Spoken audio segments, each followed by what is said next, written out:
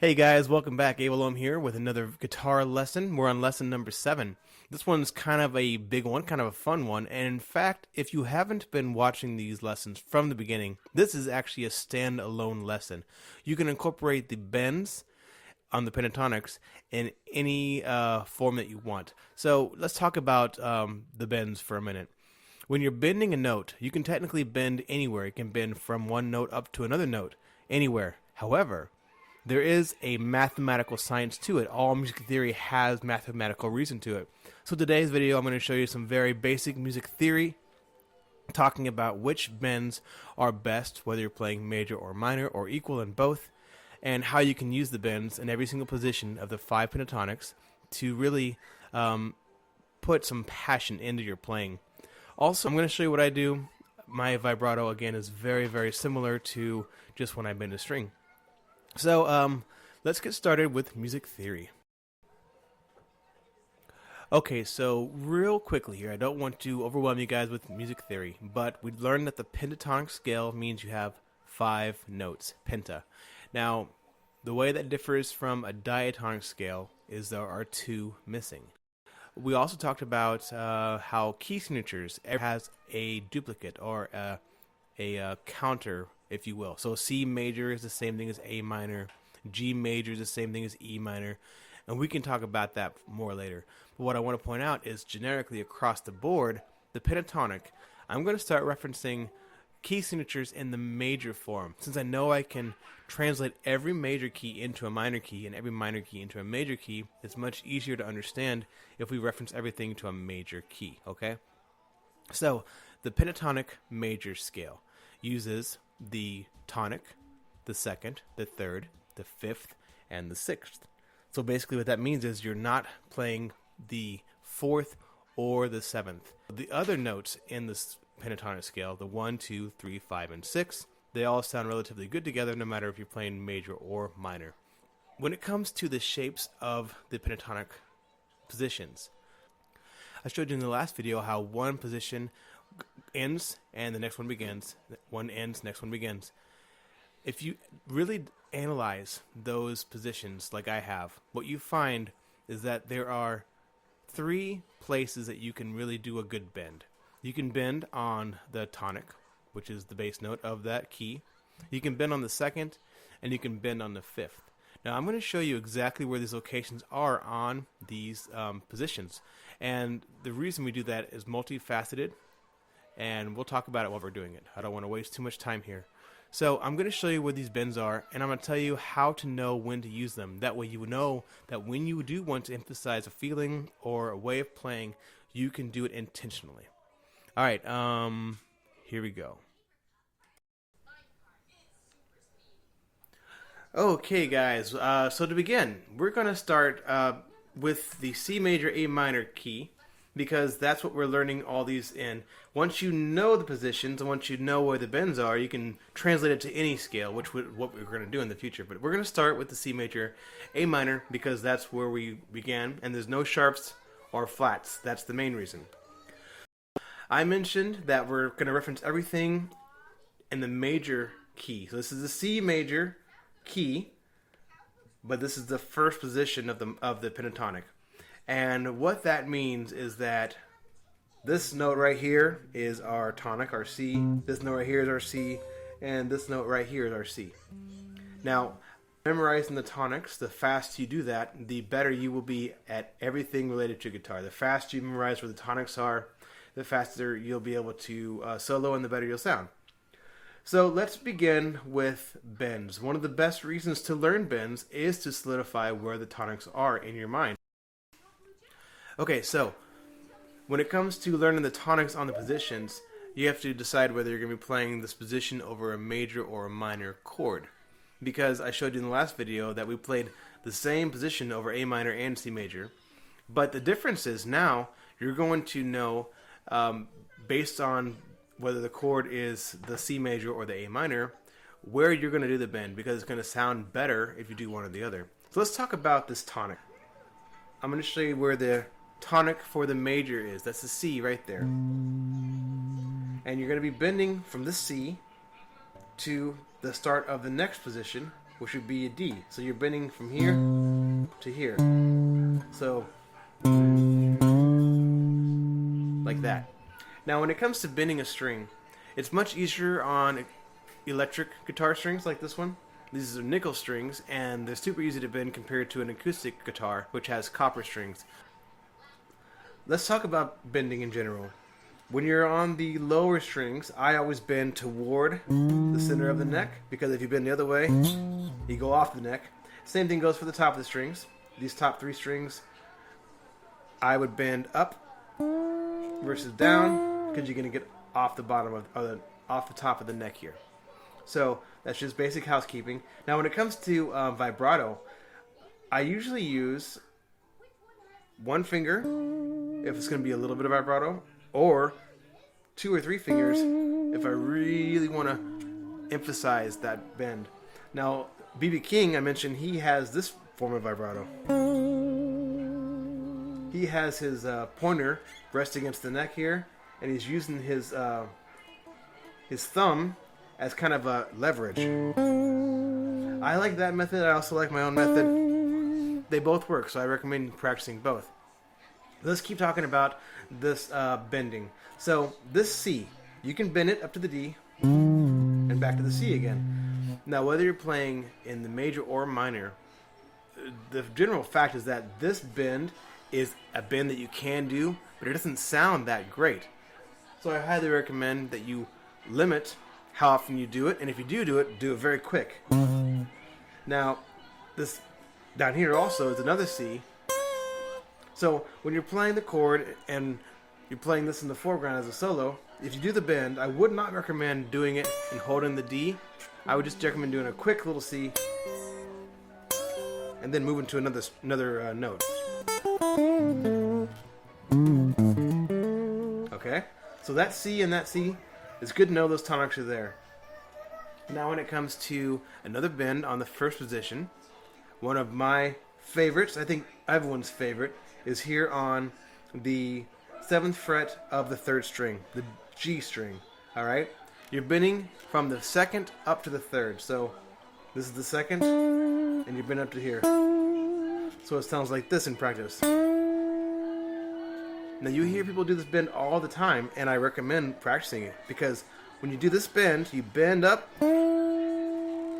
back down, and pull off to your pointer, and then you can also hit this one there. So you're going 2nd, 1st. If you're in the major key, that goes from the D, on this scale, the major key, G to C. So when you're ending a solo, or if you're ending a solo in a minor key, this goes from the D to the C, and here you can go to the A. So still doing it in a minor key. So this is a really, really fantastic bend. And it doesn't matter if you bend all the way up to here, but you should try. Okay, so the first bend I taught you was the first right here, the tonic. And here's a tonic as well. Now you have the 2nd here. So that means that you're going from the 2nd down to the tonic. So this is the tonic, this is the tonic, and this is the tonic.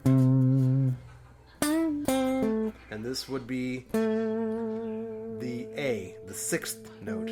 Just like this one and this one. Now again, you don't have to memorize that right now, but the sooner you memorize where the tonics are in both major and minor, the much happier you'll be and ending your solos and starting your solos. We haven't even gotten to doing the 3rds and the 5ths yet. Let's talk about those right now. The last place you can bend on this first position is right here. On the 2nd finger, I use all 4 of my fingers. I bend way up. You're going from the 5 up to the 6th. So this would be a G, and there's an A. You don't have to memorize the G and A. Just memorize that on this position, if you bend here, this is the 5th, and you're bending up to the 6th. So you're bending up to the A. And this one is really particularly good if you're playing in the major key. If you're playing in a minor key, you bend up and hold it, because you're going to be bending up to the minor key. But if you're playing in the major key, bend it up, and then hold it here on the fifth, because the fifth sounds really good in the major key. And then you can go down to here. The third also sounds really good in the major key. I forgot to mention one thing on this bend here. This second, if you're bending up to the third, holding it sounds really, really good when you're in the minor key. And when you're in the minor key, you can hold it or go down that one. That's a Stevie Ray Vaughan. You probably remember that from all of his many, many times he uses that riff. And if you're in the major key, it's much better just to do it quickly. Like that, right? So that completes all the bends for the first position and the reasonings behind them. Guys, I don't want to make this video too long, so we're going to move on to the second position. What's great about these pentatonic positions is that everything I taught you on the first one applies to the rest. So bending on the second and bending on the fifth is better than bending on the first. So let's talk about the second position. You guys should know by now that it starts here on the 8th fret where the first position ended, and it was like this. Right? So this position right here, this is the first place we can bend on the 10th fret. That's the second. So we can bend it like we did here. Alright? And just like the Stevie Ray Vaughan riff, which is, you can do it, or just hold it for the major, because you're ending on the tonic here. So you should memorize that that's a tonic right there. Now the next bend is directly below it. Again, this is one of the best bends. It is on the 5th. You can, if you're playing the minor, you can just bend it up to the A. If you're playing the major, you bend it and then you land on the 5th, which is there, or you can pull off to the 3rd, which is also beautiful. So I'm not telling you to memorize the 3rd and the 5th, but if you memorize where the bends are, you'll know how to use this first bend. You automatically know this is the tonic. You know how to use this bend. You know this is the 5th and that's the 3rd. It just comes with using it. The next one right here is another tonic bend. So just like before, if you're going to use it at all, use it very briefly. If you use it, it sounds cool until you hear it over a chord. If you hear it over a chord, you recognize that it's makes you feel like it's lacking. It's not landing anywhere. It kind of has a longing feeling to it. It's just not a happy feeling. So one place you can bend, another place you can bend, another place you can bend if you want to. I wouldn't recommend it. Last place is down here on the 1st string, 10th fret, because this E string is the same as this E string. You can bend the same place. This. All right. So that one really is just like this one. Or if you're in the major, bending to the tonic. So as we keep playing, I'm going to emphasize where the tonics are, but let's move on to the next position. Okay, this next position starts where the last one ended, which is right here.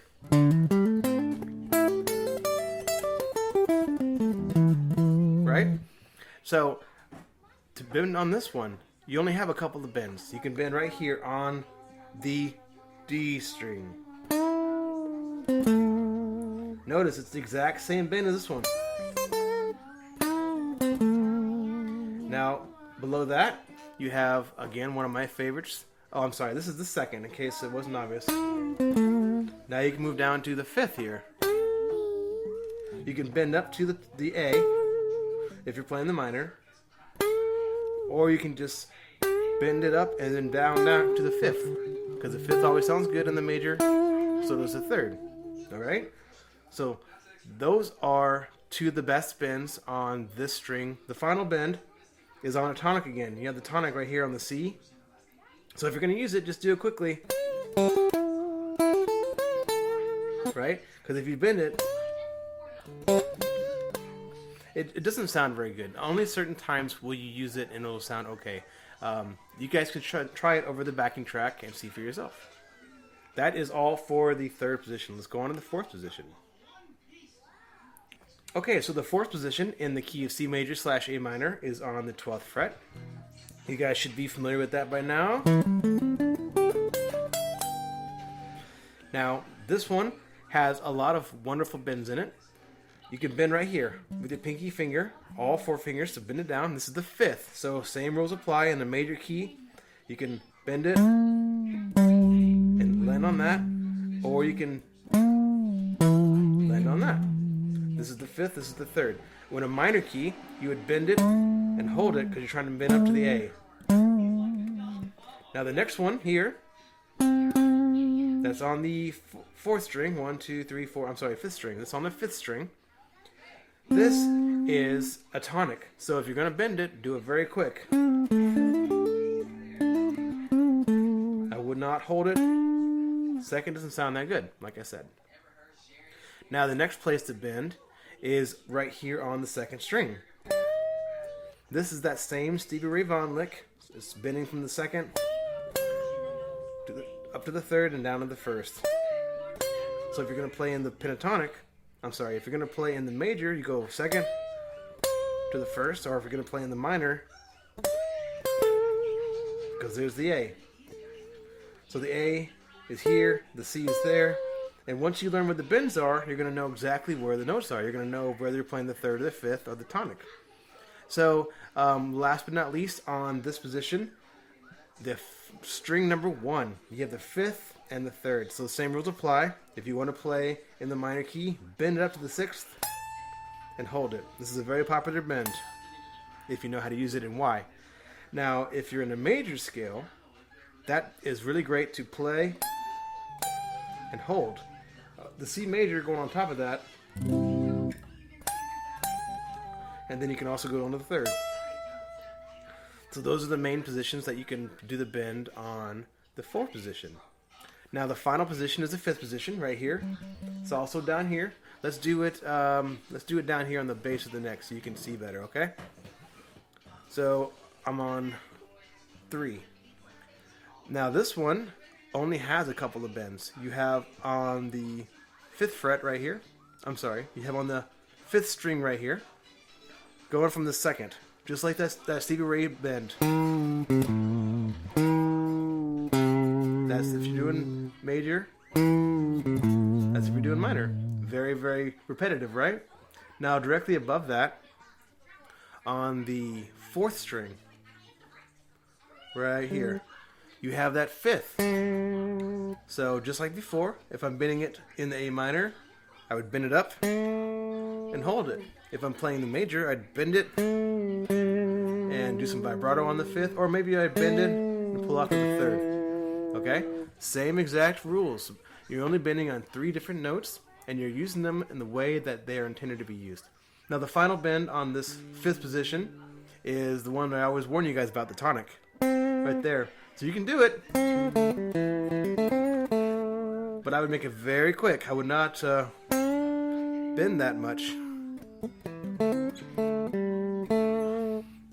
Do it at your own risk. Okay, that is all. I hope that it made sense. I'm not going to demonstrate anymore on this video because it's already getting too long, and I wanted to show you what the bends are. As we continue on with our lessons, I'm going to show you how to use the bends in real time and how to know what notes you're playing and why. That's the key to guitar, is doing it intentionally. Hope you guys are enjoying everything. I know some of these are long-winded, but that's because I want you to really understand it before we move on.